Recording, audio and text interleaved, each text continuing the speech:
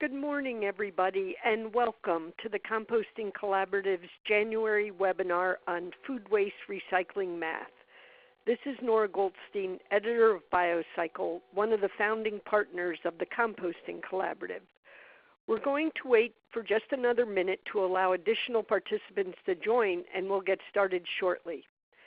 We currently have everyone's phone line muted to ensure good sound quality, but throughout the presentations today, please feel free to ask questions anytime via the chat box in the lower left-hand corner of the screen, and we'll be sure to answer them during the Q&A portion at the end.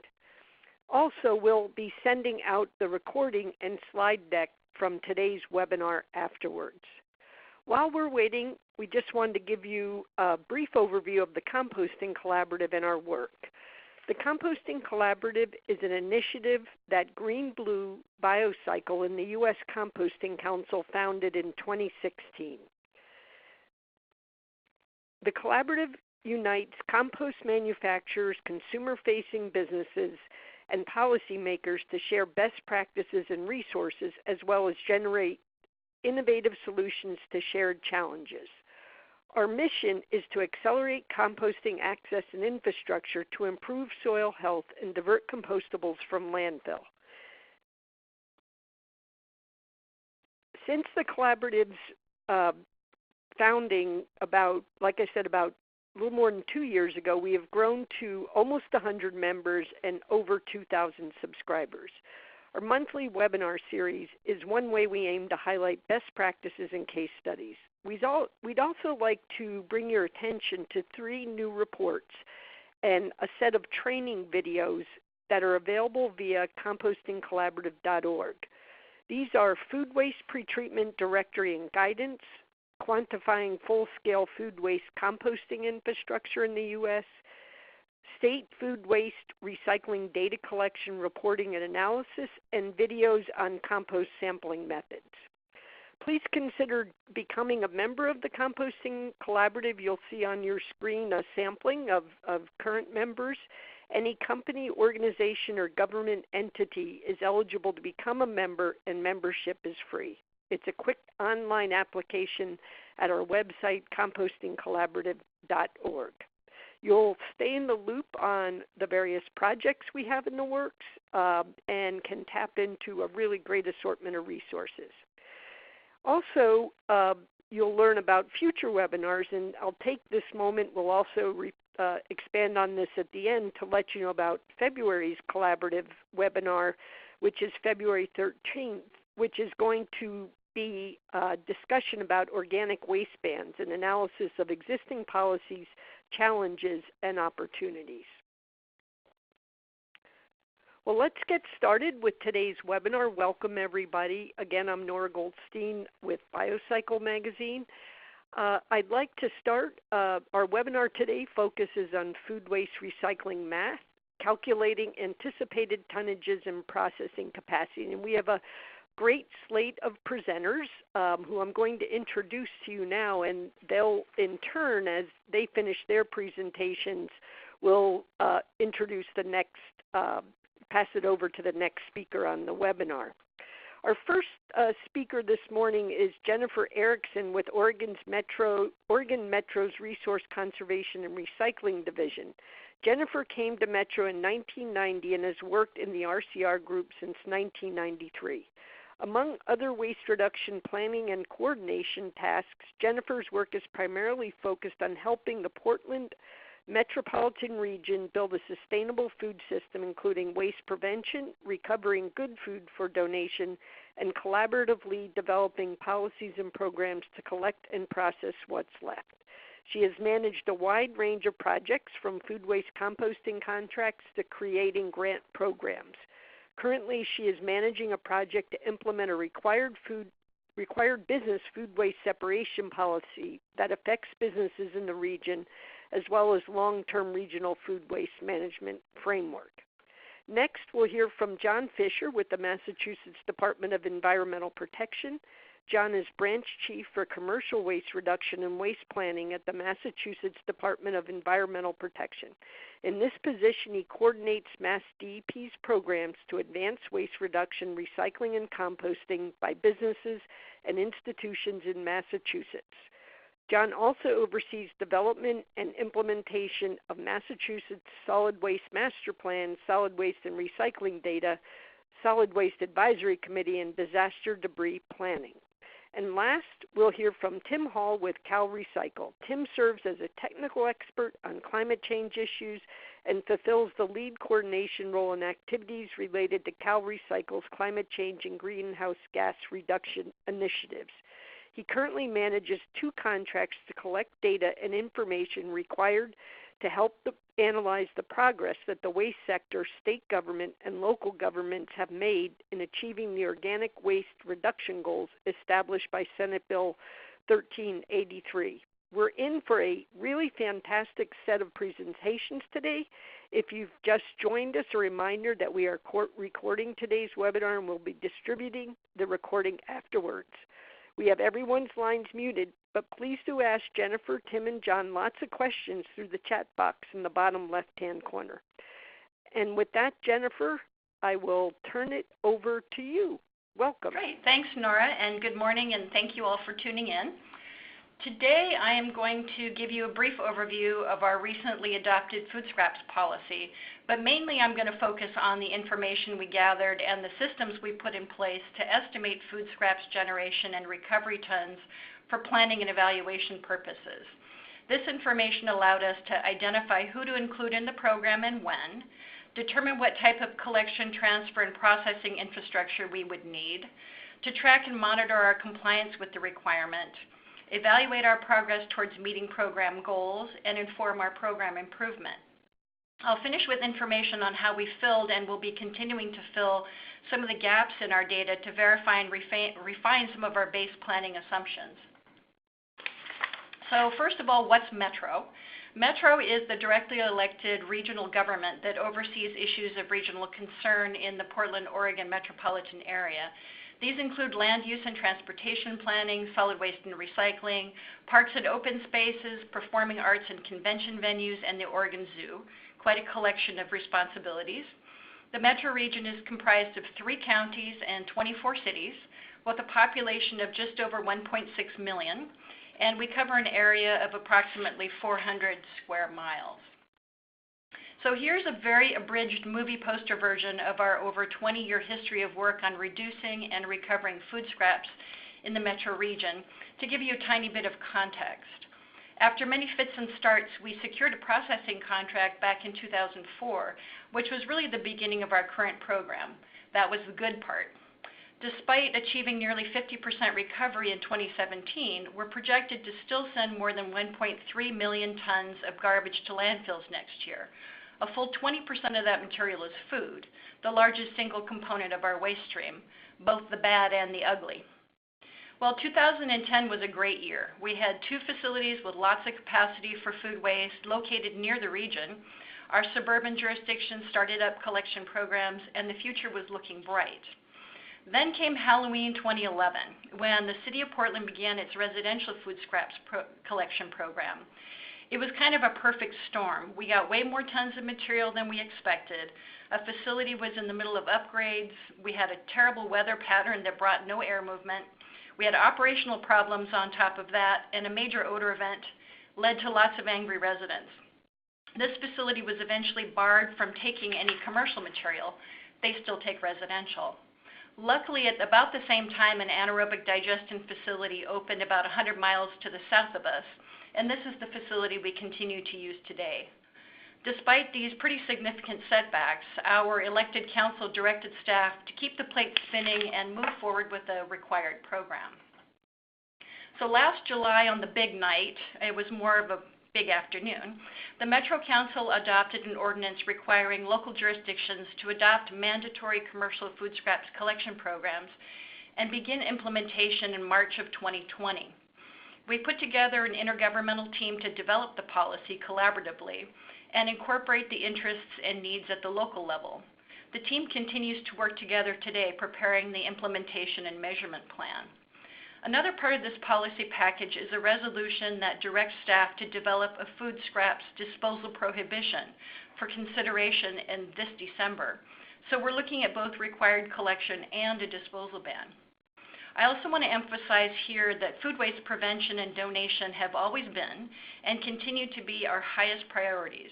The policy requires that businesses are provided education and technical assistance with both food waste prevention as well as donation, both of which we also track. So the policy affects about 3,300 businesses, such as large grocery stores, restaurants, hospitals, and university cafeterias, hotels, caterers, and schools. This subset of business types is responsible for the vast majority of commercial food scraps currently being sent to landfill here. Over 1,400 businesses currently participate on a voluntary basis, many of which are smaller business and would not be subject to the requirement. The policy is phased in and will begin in 2020 with the largest businesses first. So how did we get to this point? First, we needed to understand how much food was generated by each business type. This information would be used to plan everything from who is in the program, when they would be phased in, on-site equipment needs, budgeting and risk assessment, the potential impacts on our existing collection and transfer system, how many tons would we need to plan to process, and how would we measure progress. We collect a lot of data at Metro, but we did not have information on food-generating businesses at the level of detail we needed. We started by looking at what others have done around the country and beyond. Surprisingly, we found no other jurisdiction that had done any kind of tonnage capture estimation during the program planning stages prior to implementation. This was a bit of a revelation to us, and it kind of makes the hair on a planner's neck stand up. How can you implement a program with no understanding of the potential impacts or infrastructure needs? How do you measure progress if you have no idea what you're measuring against? We knew this was not the approach we wanted to take. Since 1999, California has been doing comprehensive sector-specific waste characterization studies. It was a great match for our food program planning needs. The California data gave us the sector-specific tons per employee per year generation factor that we needed. We looked at years of their data, built our own spreadsheets, analyzed trends over time, and we adapted it for local conditions here and identified the gaps that we would need to fill. Now that we had information about the food business sectors and per employee generation rate estimates, we needed to apply that information to our local business community.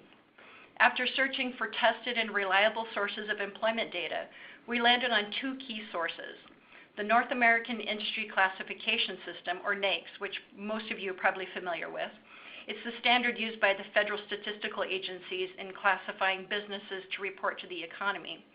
The U.S. Census Bureau assigns one NAICS code to each establishment based on its primary activity.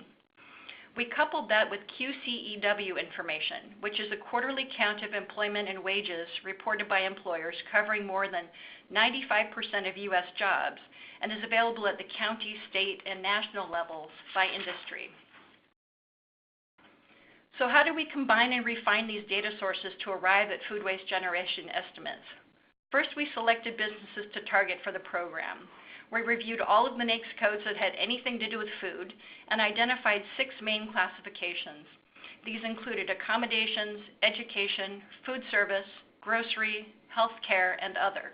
The other category includes industries such as correctional facilities and food and beverage manufacturing.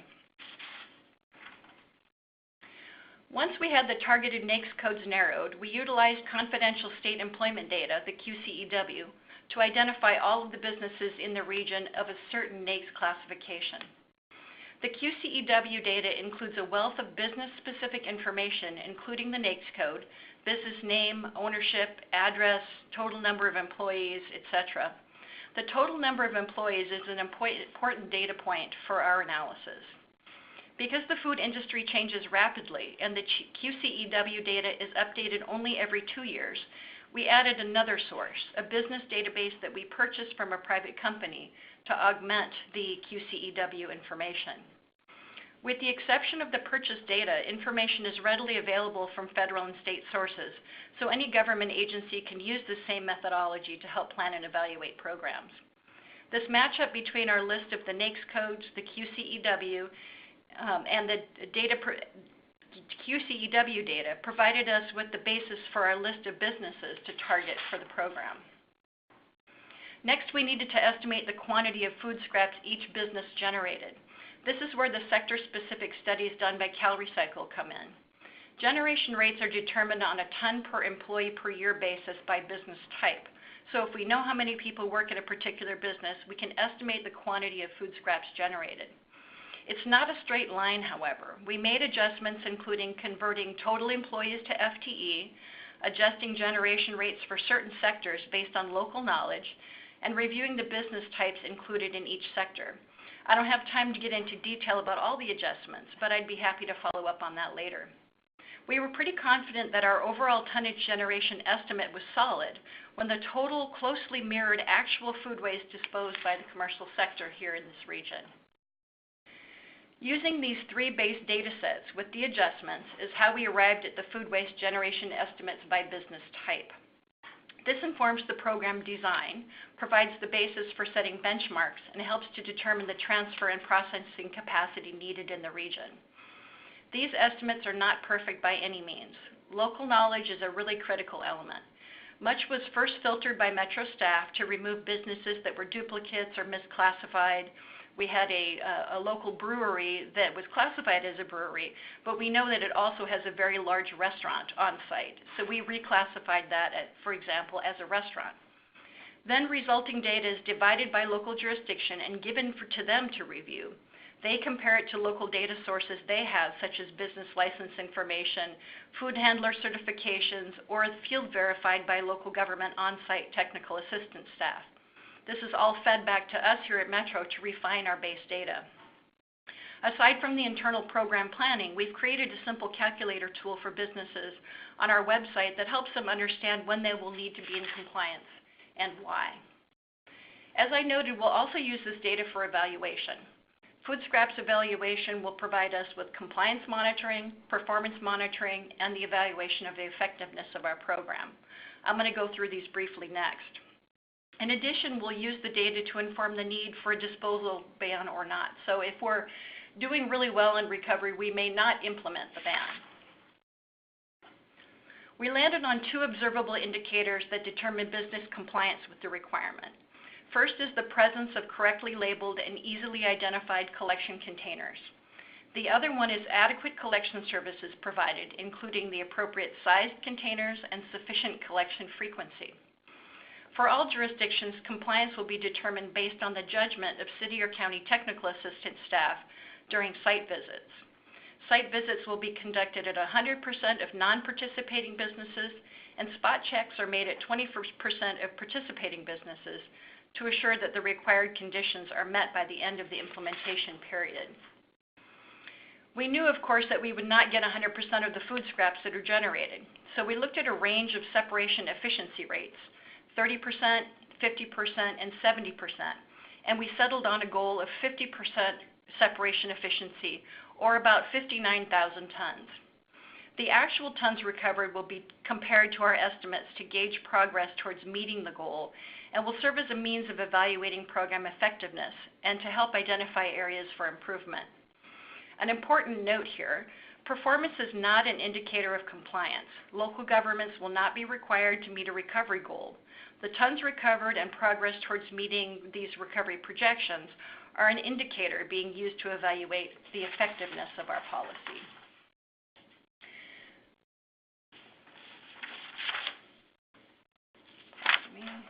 Okay. So this is an extremely simplified illustration of the database. In essence, it consists of the list of 3,300 businesses subject to the requirement based on the NAICS, QCEW, and tons per employee per year data.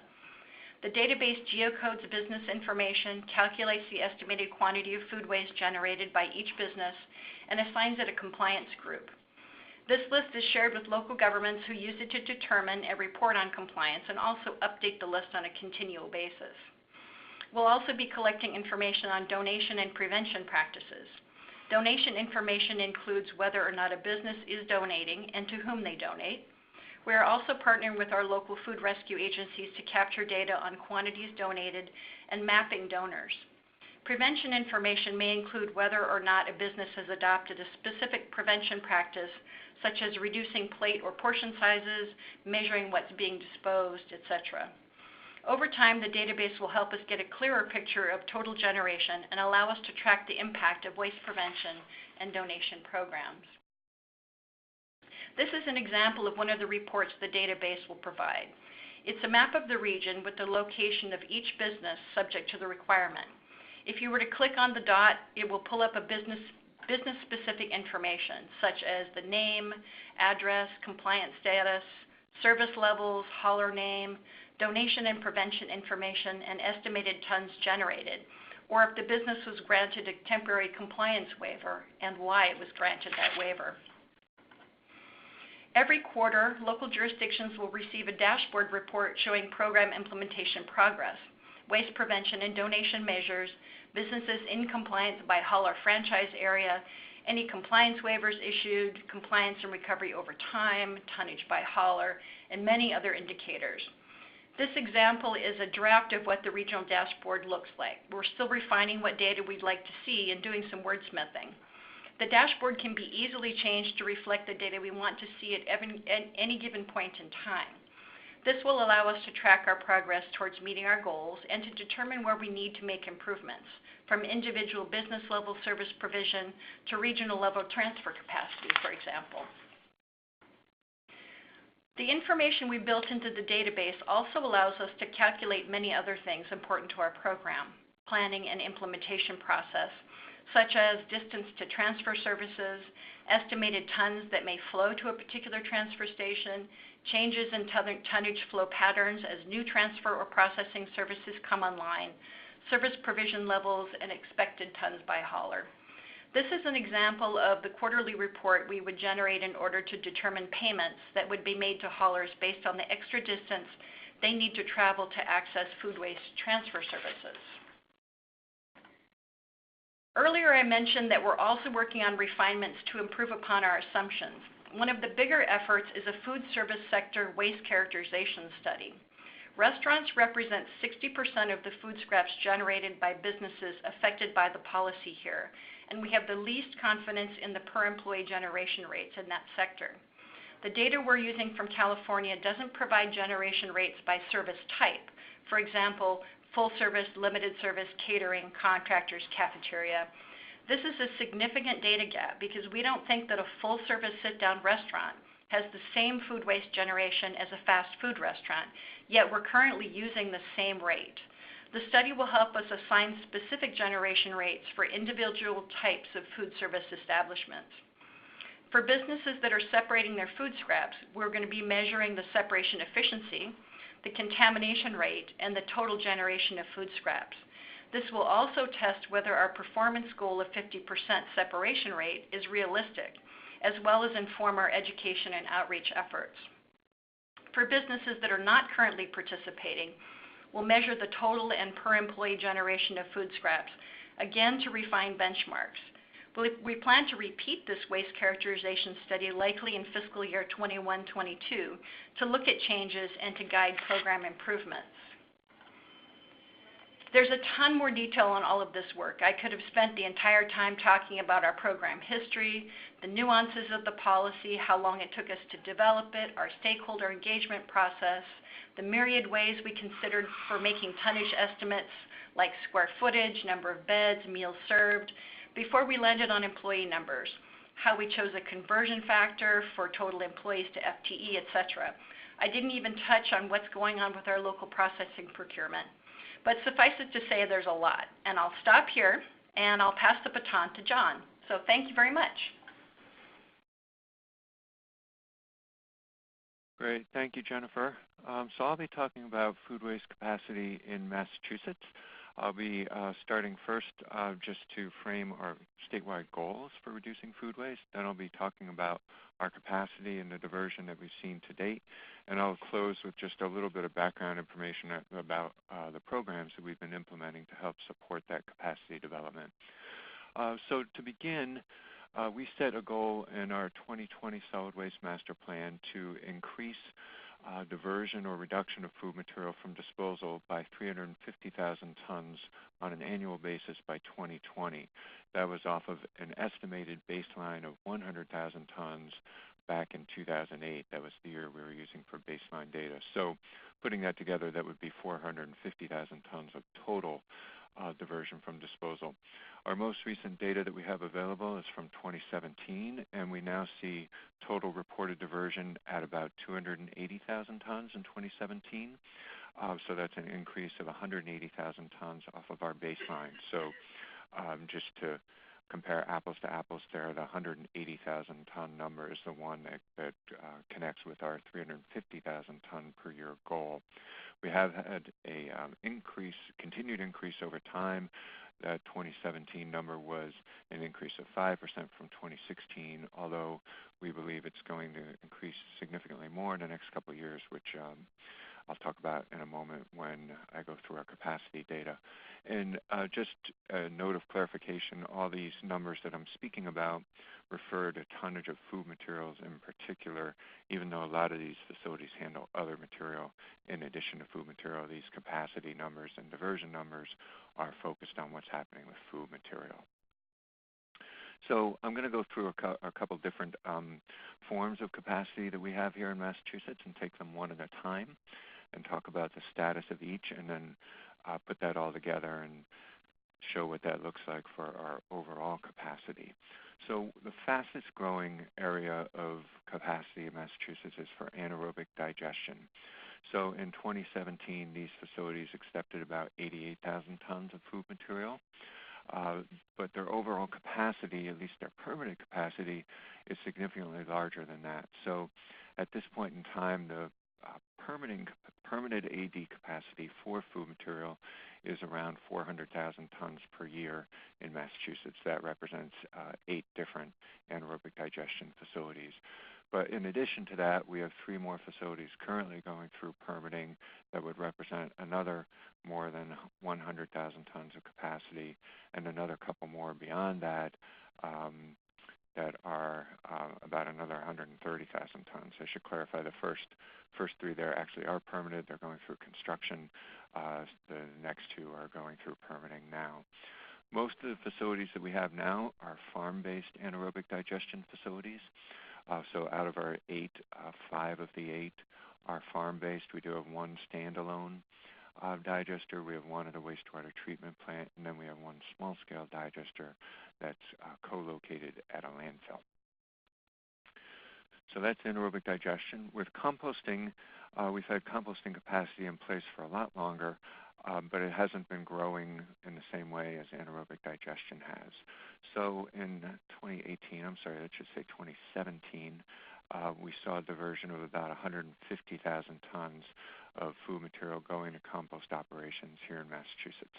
And that's against a permanent capacity of around 185,000 tons per year. That's for about 34 facilities that we know are taking or at least open to taking food material.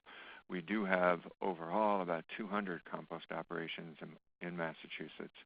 All of their permits do allow them to take food material if they choose to.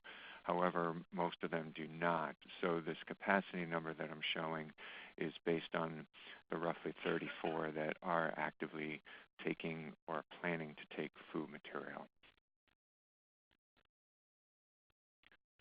So when we look at the capacity for these sites and how we calculate that capacity, this is a bit more kind of estimated capacity than with anaerobic digestion, which is more tied to more specific permitted amounts. But for the most part, these facilities are either have what we call a general permit from SDEP, or they are compost operations registered with our Department of Agricultural Resources. And for those types of operations, they can take up to 105 tons per week of food materials and similar materials, so up to about a little over 5,000 tons per year. So just multiplying that out by these 34 sites, that gives us the number of about 185,000 tons per year that they could take under their permitted amounts. Most of them are not taking that much. Most are taking somewhat less than that. but that's what they could potentially take. There are a few facilities out there that do have a different form of permit. It's called the Recycling, Composting, or Conversion Facility Permit, and those permits have specific tonnage amounts in them. But effectively, none of our compost operations are taking more than around 5,000 tons per year. That's pretty much the typical size for our compost operations. And as I alluded to, these really haven't grown a lot. We've had facilities come and go, but overall, the number of compost operations in Massachusetts are pretty much staying about the same.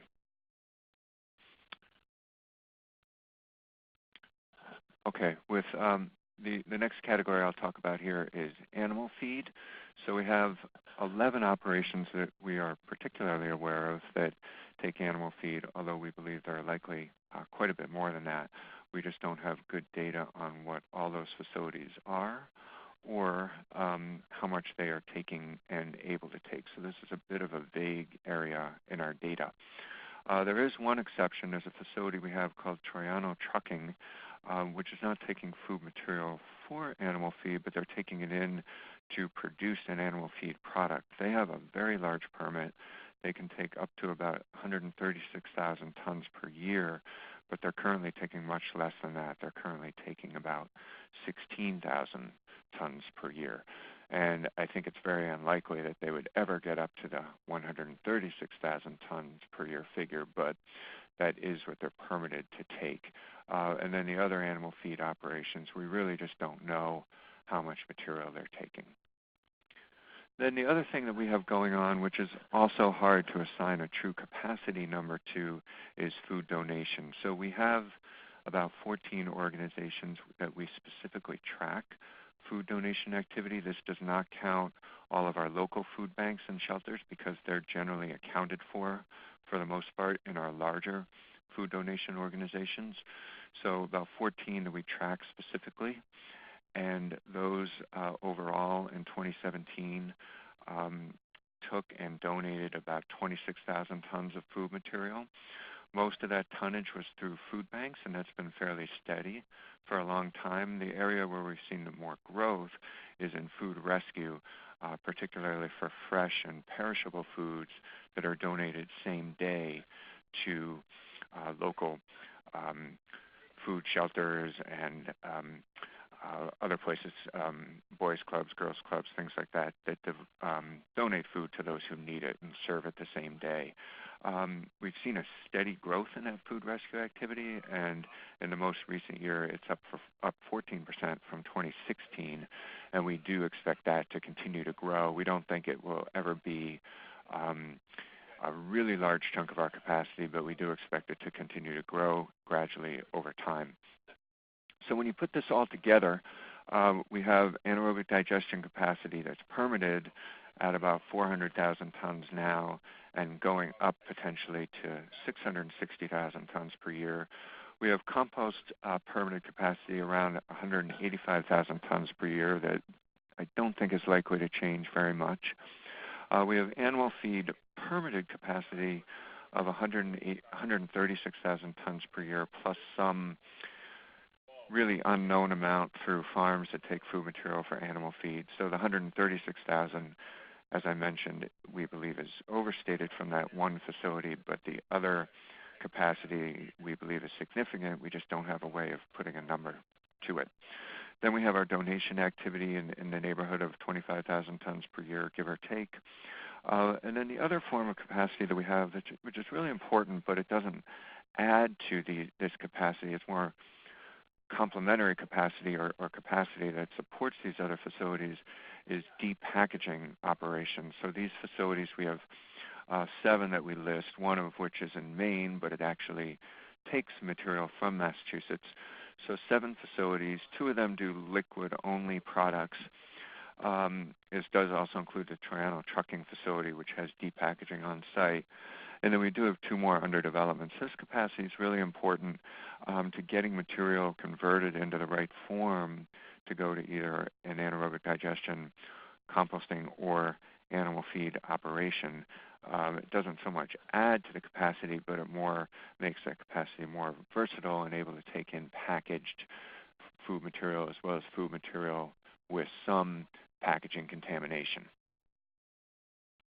Then one other form of capacity, this is a little bit miscellaneous, but I'll just mention this. We have 2 facilities that process food materials into a wastewater stream. This is not really significant for us. It's not really important to us, but it is capacity that's out there to take food material and divert it, at least from the solid waste stream, admittedly to another waste stream. And then the other thing that this does not include at all in these numbers is on-site systems like garbage disposals. And we estimate that at least in the commercial sector for large generators, based on systems we know about, that represents probably at least 50,000 tons per year of potential capacity. So that's significant, but we also think that has not changed a lot over the course of the recent years. So most of that has been capacity that's been there for a long time, so we consider it kind of outside of our data picture. The one other number that we have, which is looking at the collection infrastructure, is we've seen a steady growth in the number of businesses that are receiving food waste collection services from waste haulers. I mentioned we'll have 2018 numbers in early 2019. I actually just got those numbers just before this presentation. So now we're up to 2,300 entities that are contracting with haulers for separate collection of food material. So that represents a 70% growth going back to 2014. As we've seen with other recyclable materials like cardboard, this doesn't guarantee compliance or diversion, just having a collection service, but it's obviously very important, and it's obviously the starting point for ensuring compliance. So we think this is a really important number that we track as part of our data. Just a couple other slides here. I'm going to run through this pretty quickly because this is not really the focus of my presentation, but the point of these next few slides is to just point out that there's a whole lot of program development that's gone on along with all of this capacity development, and that supports this capacity development. So in this slide, I've just laid out 4 different grant and loan programs that we operate here at Mass DEP, the first 3, and then the 4th one here is for our Massachusetts Clean Energy Center, which has given out grants for anaerobic digestion in particular. So there's been a lot of grant and loan activity to help support the growth of all of this infrastructure. We also have a program called Recycling Works in Massachusetts, through which we deliver free technical assistance to businesses and institutions, not just for food waste, but for any recycling, composting, or waste reduction activity at businesses. And they have done a lot of work to support business and institutional food waste diversion. So I've highlighted just a bit of that on this slide here. This is a whole presentation in itself. So I'm just going to gloss over this quickly, but it is important to point out that this program is out there, and it continues to be a very important and active program for us in this overall strategy. And then lastly, this is also a whole presentation in itself, but we do have, as of October 2014, we do have a waste ban that bans the disposal of food material from large businesses and institutions that generate 1 ton or more per week. And we have been increasingly enforcing that waste ban along with our Recycling Works assistance. And we now have up over 40 enforcement actions that we've taken for that waste ban. And we do expect this to continue to grow some more. We do believe our overall compliance among businesses is fairly good, but it's also important for us to go out there and enforce this waste ban for the businesses that aren't complying. So that's all I've got. This is my contact information here, and I'd be happy to take some of these questions at the end, but for now I'm going to turn it over to Tim Hall. Thank you, John. So Nora asked me to give an update on, sorry, let me advance the slides here.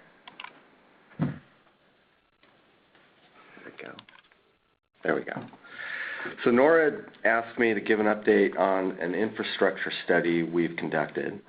I'm going to do that, but I'm also going to talk about some of the challenges it revealed that we face in reducing disposal of organic waste and how we're helping to meet those challenges.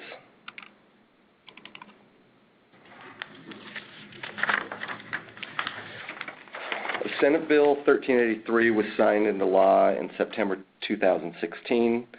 It requires the Air Resources Board to implement a comprehensive strategy to reduce methane emissions by 40% below 2013 levels by 2030. As it relates to the waste sector, the law also requires a 50% reduction in organics disposal over 2014 levels by 2020 and a 75% reduction by 2025. This means that approximately 20 million tons of additional organics will need to be diverted in 2025. And about 12 million tons of that will be compostable and or digestible.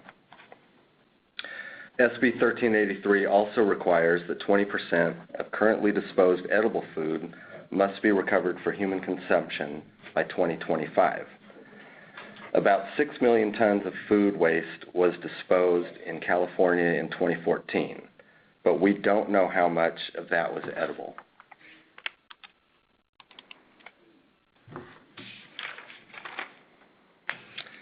So today I'll talk about 3 of the big challenges we have in California to meeting SB 1383 and what CalRecycle is doing to help local governments and industry meet these challenges. First, I'll talk about the need for infrastructure. We'll need additional processing and recycling infrastructure for at least 8 million tons of compostable and digestible waste by 2025. Next, I'll discuss the issue of feedstock contamination. Generally, increased collection of food waste is associated with increased contamination. And finally, I'll talk about the challenges associated with identifying and recovering edible food for human consumption.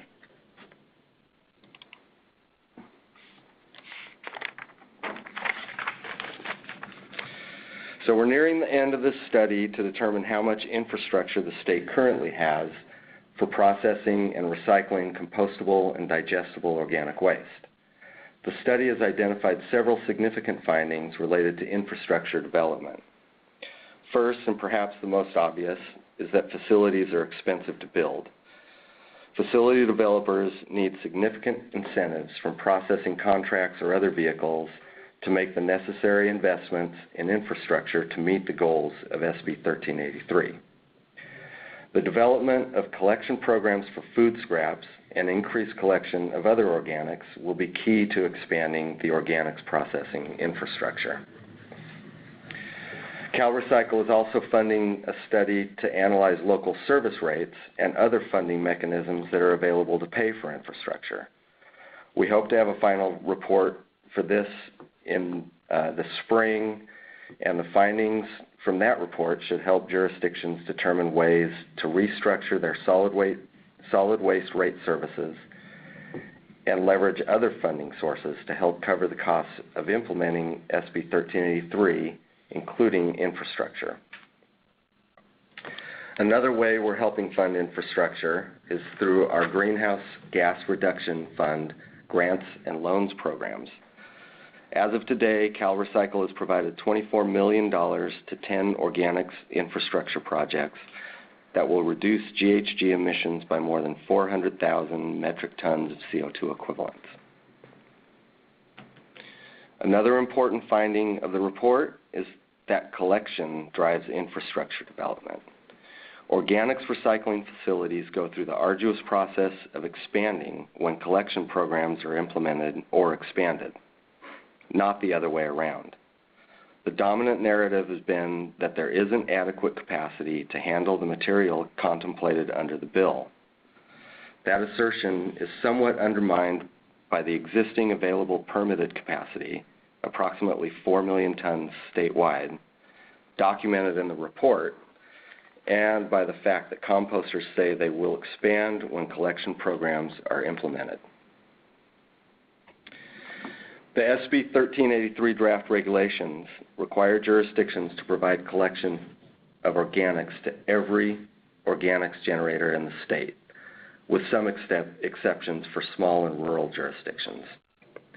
The implementation of this requirement should help drive infrastructure development. And finally, siting a new composting facility or expanding an existing one has become more challenging.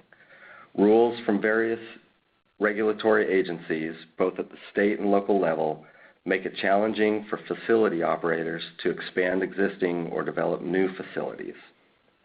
To help with this challenge, CalRecycle collaborates with a variety of other regulatory agencies. In 2018, CalRecycle worked with the California Air Resources Board, the California Air Pollution Control Officers Association, and 35 local air districts to publish a white paper and organize 2 public workshops to discuss the challenges associated with air permitting of composting facilities. CalRecycle also participates in the AB 1045 process, which is an interagency effort involving CalRecycle, State Water Resources Control Board, the State Air Resources Board, and the Department of Food and Agriculture to promote composting of organic waste and the appropriate use of that compost throughout the state.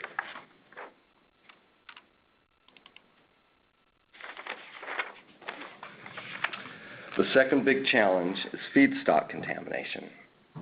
Approximately 18% of the disposed waste stream in California is food waste. Much of this is mixed in with other types of waste, including plastic, paper, and other material not suitable for composting or anaerobic digestion. One of the findings in the infrastructure study is that increased food scraps collection is associated with increased contamination. The contractor concluded that while some composters are investing in equipment and developing procedures to manage this, more effort needs to be made on the upstream side to manage contamination. To meet this challenge, CalRecycle is placing greater emphasis on food waste prevention and rescue. However, when food does enter the waste stream, the draft SB 1383 regulations require source separation and/or pre-processing of organic waste to minimize contamination.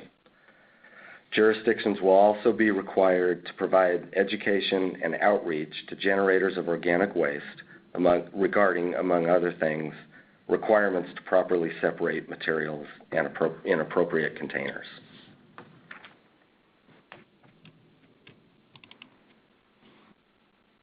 Finally, I want to talk about edible food recovery. One of the biggest challenges has been defining edible food and then identifying how much of the food we waste meets that definition. The SB 1383 draft regulations define edible food as unsold or unserved food that is fit for human consumption, even though the food may not be readily marketable due to appearance, age, freshness, grade, size, surplus, or other conditions. Because this is a draft definition, it is subject to change during the formal regulatory process. CalRecycle is completing a waste characterization study, and the data gathered will help inform how CalRecycle measures edible food in the total disposed waste stream. Understanding the quantities and types of food waste generated could help inform future food waste prevention efforts in California, as well as help determine the best use for the waste, ultimately helping us understand how much capacity is truly needed at food rescue organizations, AD, and composting facilities. Recovering 20% of currently disposed edible food will require significant infrastructure and capacity to collect, manage, and distribute that food to those in need. CalRecycle has awarded $9.4 million in grants to 31 food waste prevention and edible food recovery projects statewide. A key feature of these grants is that they all benefit disadvantaged communities. These projects should reduce GHG emissions by about 350,000 metric tons of CO2 equivalents, and the upcoming round of grants will award $5.75 million.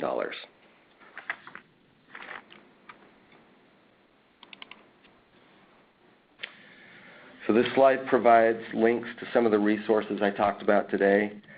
You can find the full text of SB 1383 at leginfo.legislature.ca.gov. And information about the SB 1383 rulemaking process, GGRF grants and loans, and waste characterization can be found on the CalRecycle website.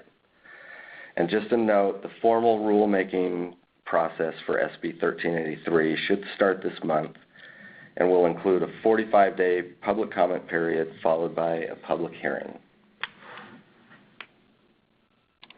And that's all I have. Thanks. Great. Well, this is Nora Goldstein again.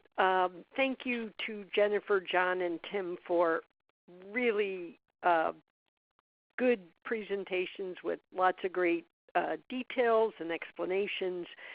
And I'm going to, before I get to questions in the chat box, and please feel free to add any questions that you've jotted down in your notes at the chat box in the lower left-hand corner. But Tim, just two quick follow-ups for you.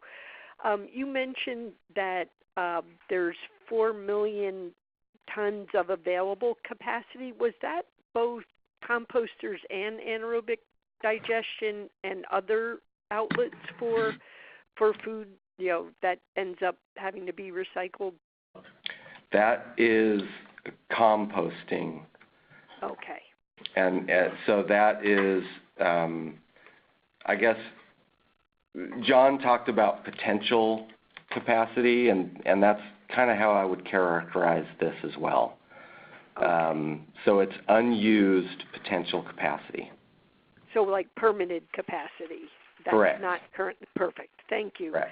And just a note, there is a little bit of anaerobic digestion unused capacity, but because the capacity for AD in the state is relatively small compared to composting, it would still be about 4 million tons if we included AD.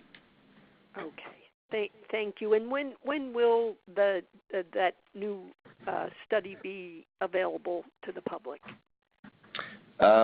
We are reviewing the draft report, and the draft will go out for a stakeholder review sometime in the next few weeks.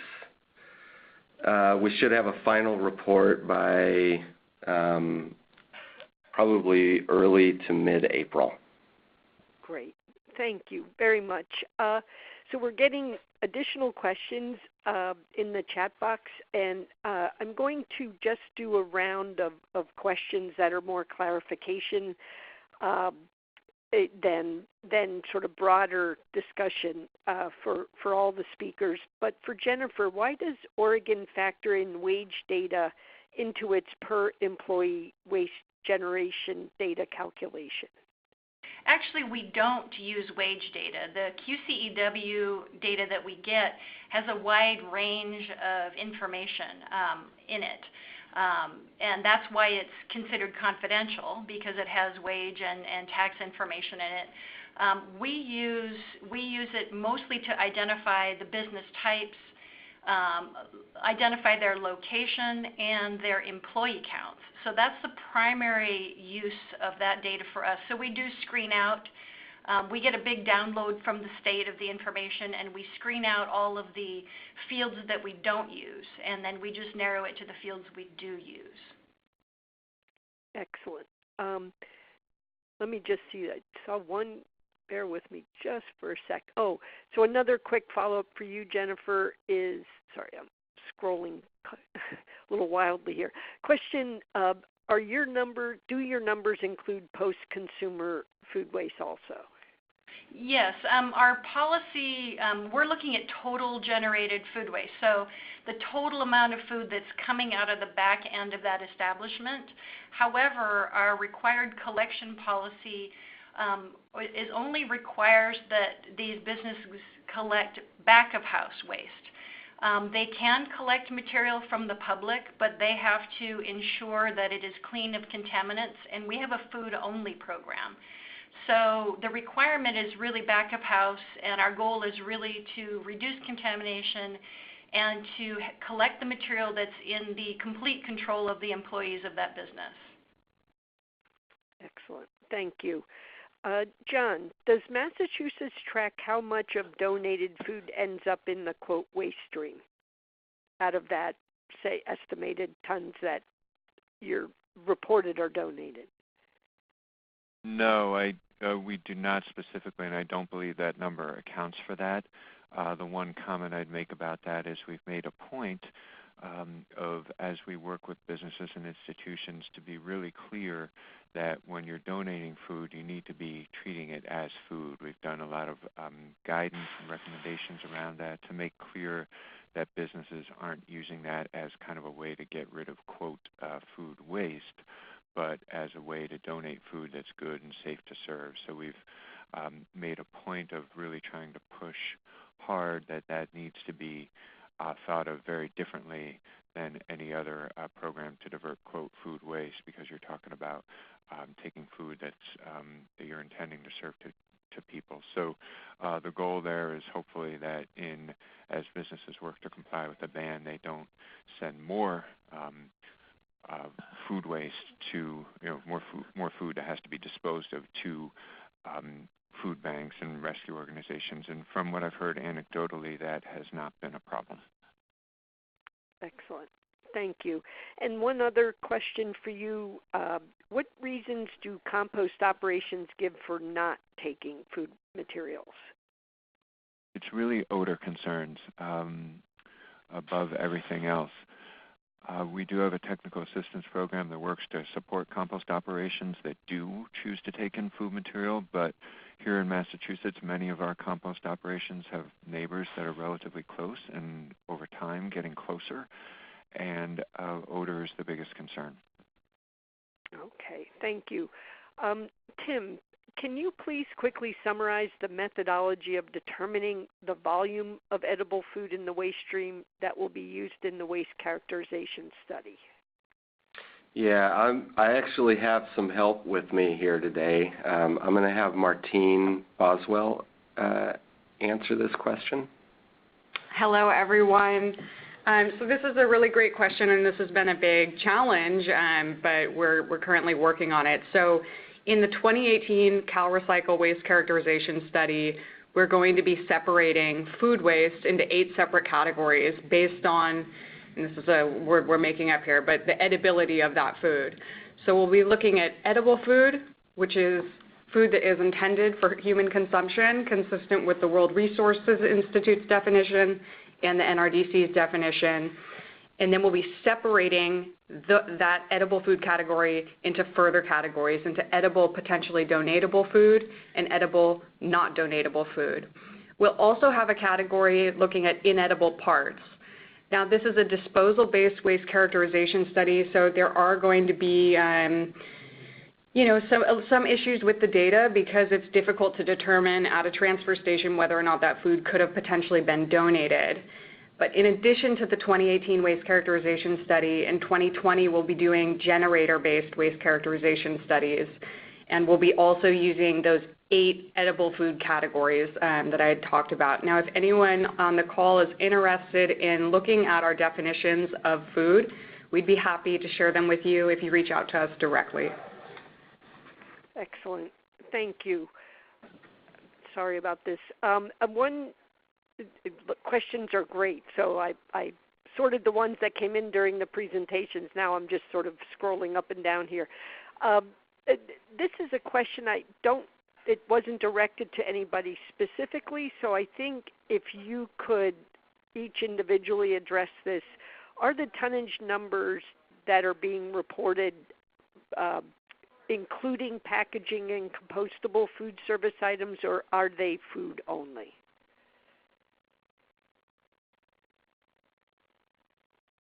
Well, this is Jennifer, and from our perspective, we separate out the packaging. So, for example, our state does waste characterization, and we have done, our most recent one did do a very comprehensive edible, non-edible, donatable, and we also sort by packaged and non-packaged. So our numbers include total generation coming out the back end, but we also characterize by packaged and unpackaged, so we know what percentage is packaged and unpackaged. Excellent. And we do not look at compostable food service items because we do not accept those. Okay. Anybody else? I can weigh in from Massachusetts. So our data that I gave is primarily all about food materials. However, in some cases with some facilities, compost operations will accept some portion of compostable paper along with food material that they collect, and we don't specifically back that out. So in some cases, there's some degree of compostable paper and products and things that might be included. That kind of depends on individual facilities, but that doesn't get specifically itemized in the data. So some small portion of that represents that material. Excellent. And Tim, do you want to weigh in on that one? No, I would just echo what John said. It's pretty much the same for us. Great. Not directly related, but definitely related for everybody. Again, according to your experience, how much do you say on average is the density of food waste, not for a specific type, but mixed food waste that comes out of households or restaurants, etc.? So it's getting to a measurement with density. Well, we looked at a range. There's a whole bunch of different studies that have been done on, what does a cubic yard of a particular material weigh, and we saw food scraps could be anywhere between 350 and 900 pounds per cubic yard. I think we chose kind of a medium. I think we were at around, off the top of my head, it was either 550 or 700 or something. I can't remember, but we chose kind of an average, kind of middle one. But we're not super concerned about what the weight is per cubic yard at this point. Okay. John or Tim on that one? We do have a number that we've used for our compost facility reporting. I don't have that with me. I could follow up to get that. I'm not sure off the top of my head. Perfect. Thank you. And same here. We don't have those numbers available for this venue, but we can certainly see what we do have. And I think somebody asked in the Q&A how you get the food waste categories from us that Martine talked about a couple minutes ago. My email was provided on the last slide, so you can send me an email, and I'll get you in touch with the right person. Excellent. A question, actually, I think it was the first question we got, and this is for Jennifer. It is referencing EPA's, I think it's called the Excess Food Opportunities Map, or yeah, I'm familiar with that. Yeah, how do outcomes of applying indices for Metro compare to what the EPA Opportunities Map produces? So did you compare? Yeah, we looked at many sources, and we actually had our data set. We had it already established by then. I think ours is more accurate because it's really tuned to local conditions, and the EPA one is a much more of a broad survey, and ours is updated constantly. So we have local data verified by local folks on the ground at the business, so our information about businesses is much more accurate. The food industry changes so quickly, businesses open and close, and especially in Portland, it's kind of restaurant mecca here. So that local knowledge of what business is still there, which one has opened, plus the local sources of data that aren't universal. Not every jurisdiction has a business license program, but those who do can compare business license information. The state requires food handler cards, so we can get food handler card information. So our local verification and constant updating makes our data as current and as solid as we can make it locally, whereas the EPA is a much more global. It's a really nice snapshot, but we're constantly updating things. So we're because our program relies on as close as accurate information as we can have locally, we've spent a lot of time making sure that it's accurate, or at least up to date. Excellent. Thank you. We have a really big question I'm going to sort of take apart, but I'm just going to hit on a couple of the more direct questions, and this is targeted to John. And it has to do with depackaging, but I'll just step back a second. And there was a question about just the definition of depackaging. In this instant, and John, you can expand on this, it's equipment that is designed to separate the food. It's packaged food, either like pallets of something that's spoiled before it could actually get to the grocery store or spoiled there, and they literally put in just hundreds of containers of a certain product. Or it's also for packaged like produce, that just the plastic, but essentially it physically separates the packaging from the food waste, and it also removes anything else in there that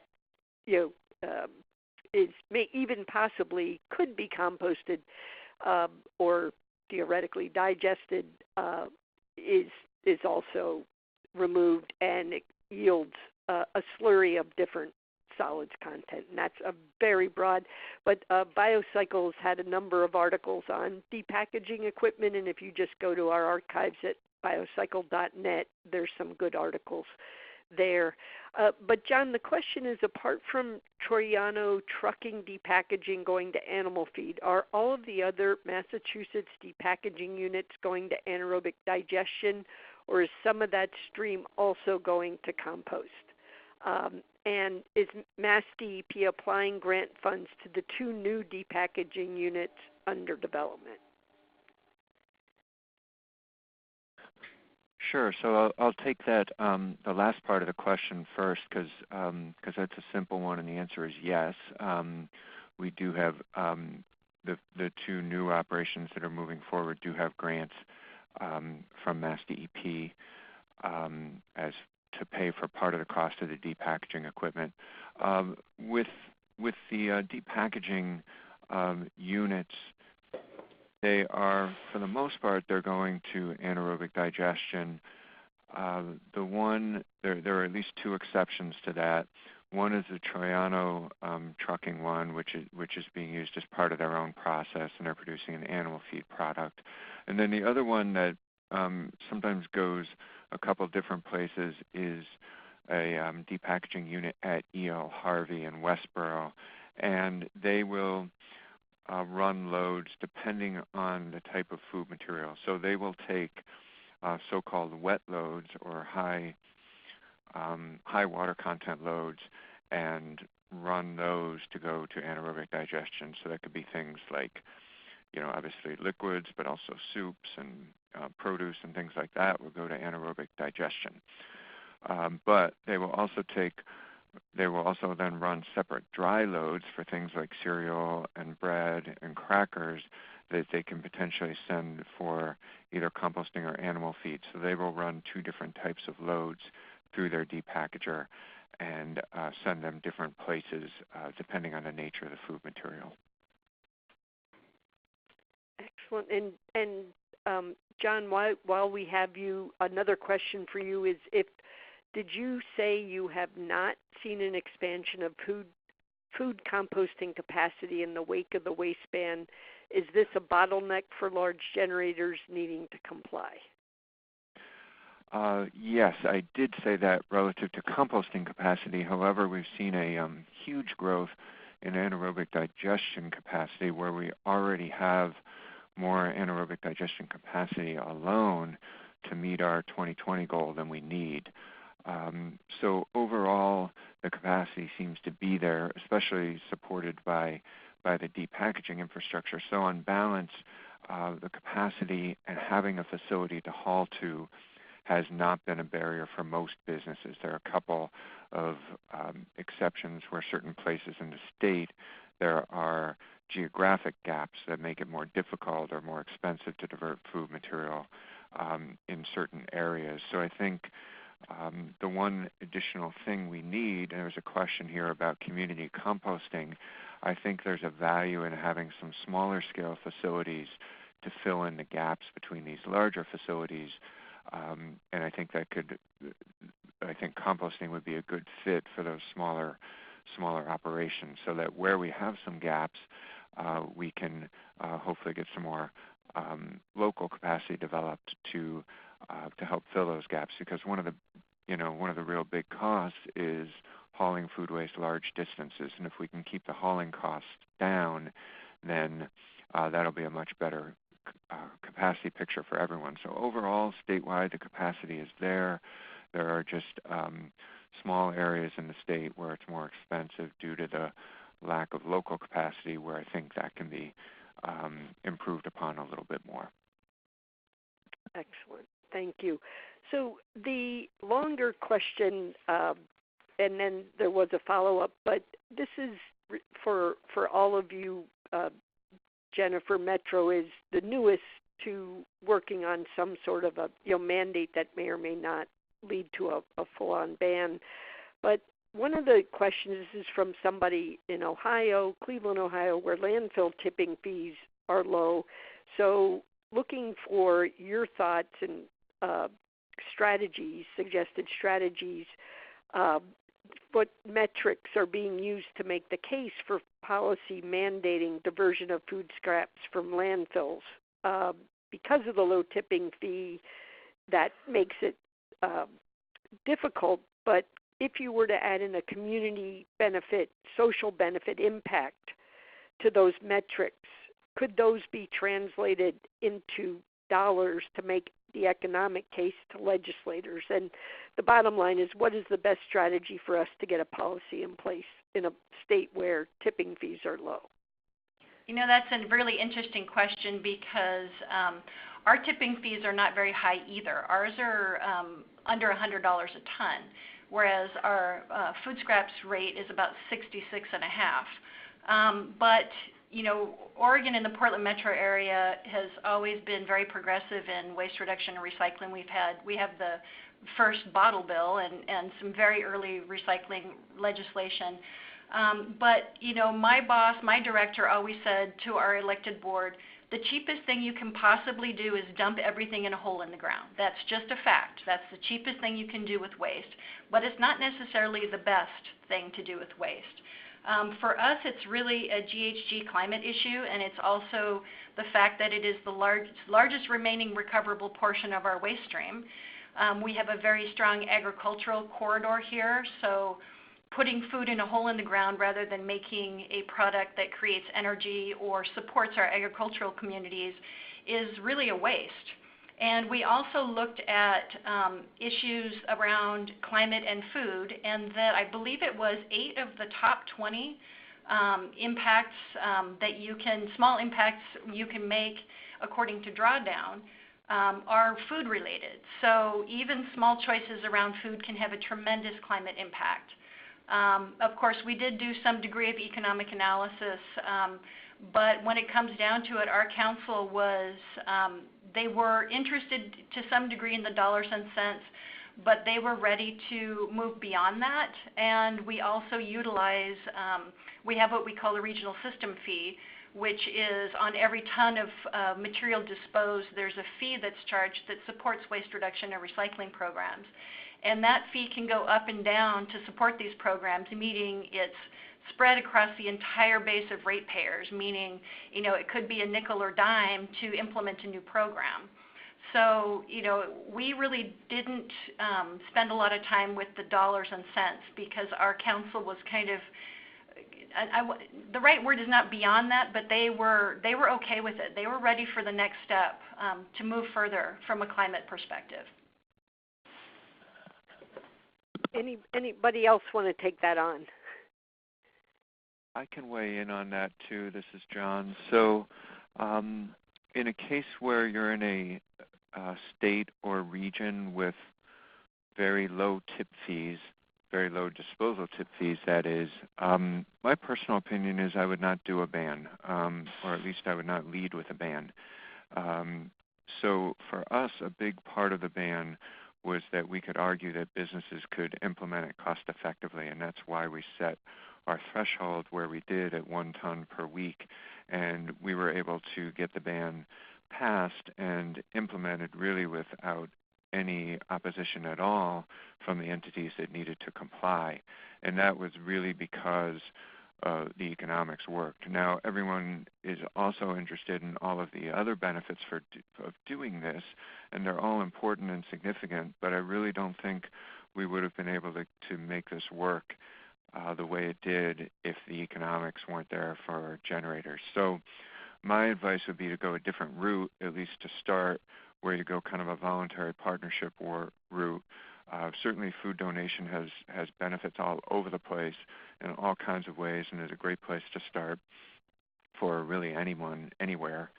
But then you can also look at, implementing, we started with a voluntary certification program for supermarkets that, started documenting programs and developing pilot programs and making them work before we went to a ban. So in a case like that, I'd be tempted to go a route like that instead of advancing a ban. The other area where you may have some opportunity is in areas that are relatively near to agricultural areas. That's often a case where there are a lot of agricultural anaerobic digestion facilities, and that may make a program that works really well in terms of kind of a closed loop system where you have food waste going to a nearby farm where maybe restaurants and supermarkets are in turn supplied with food from that farm. So that could be a really cool angle and benefit to lay out to people. But I wouldn't be wild about a ban in that case, and at the very least, I'd lay the groundwork through voluntary programs and approaches before I try to ban. Thank you. Tim, do you want to have the last word on that? Sure.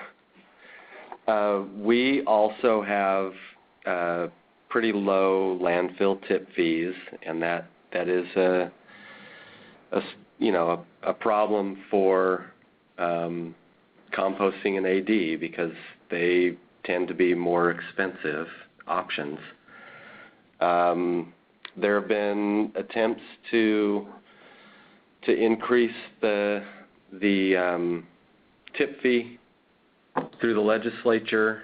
We get $1.40 per ton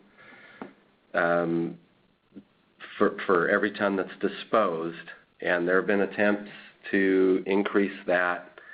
It hasn't happened since 1993, I believe, was the last time that increased.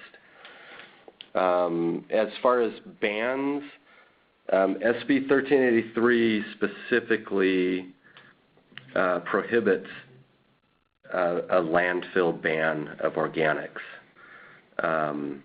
So that's not really an option for us, although there have been some attempts at the local level, Alameda County, for example, but I don't know the success of landfill bans. I don't know how successful they've been at I guess, encouraging organics infrastructure development. So I guess that's what I have to say about that. Perfect. Well, we are officially at the end of the webinar. I scrolled and put emails for Jennifer, John, and Tim a few minutes ago. If you missed that, feel free to email Charlotte. I don't know if you're unmuted, but the info@compostingcollaborative.org, and you can we can help you with any follow-up. There were just a ton of really good questions.